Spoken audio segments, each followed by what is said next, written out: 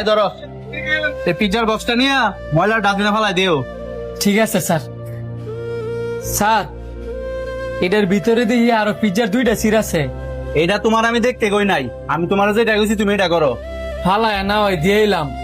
তবে স্যার, খাবার অবশ্যই করা তো ঠিক না। তোর মুখ দেয়া যায় বালা কথা ফুটে গেছে গা। কোনটা ঠিক আর কোনটা বে ঠিক এটা কি আমার তোর কাছে শিখতে হইব? স্যার, আমি তো আপনার খারাপ কিছু কই নাই। আবারও কথা কস, তোর আমি যেটা কইছি তুই এটা করগা জানতে।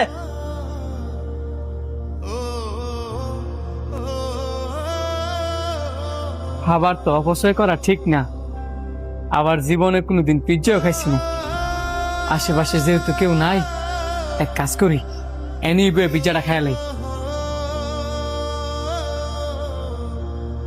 আমি জানতাম তুই যেমন কিছু একটাই করবি। তোরে কইছিলাম না এই পিজ্জার বক্সটা ডাস্টবিনের মধ্যে ফালাই দিয়েছি, তুই সেটা না কইরা কোন সাহসে এমন সুরের মতো বয়ে বয়ে পিজ্জা স্লাইসটি খাইতেছিলি? স্যার, পিজ্জার সিটটি তো ভালোই আছে। এই পিজ্জা যদি আমি ডাস্টবিনে ফালাই দেই তাহলে তো কুত্তা বিলাই খাইবো। তার চেয়ে ভালো না এই পিজ্জা আমি খাইলাই। তুই জানা খাইতে বইছস, আমগর অফিসর একটা সুনাম আছে, কেউ যদি দেখে তাহলে তো কইব তুই এই পিজ্জাটা কোন চুরি করে আনছস। তোর কে লেগে ফালাই না খাবার খাইতে হইব?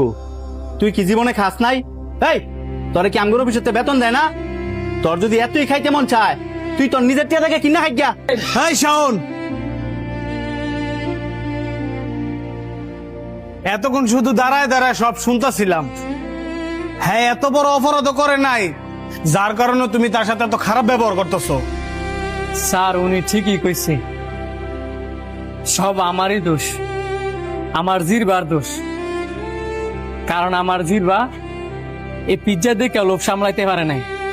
তুমি চুপ থাকো। এই চিত্তলে বইয়া থাইকা বুড়া অঙ্কের টাকা কামায়া ওডালা খাও আর অপচয় করো।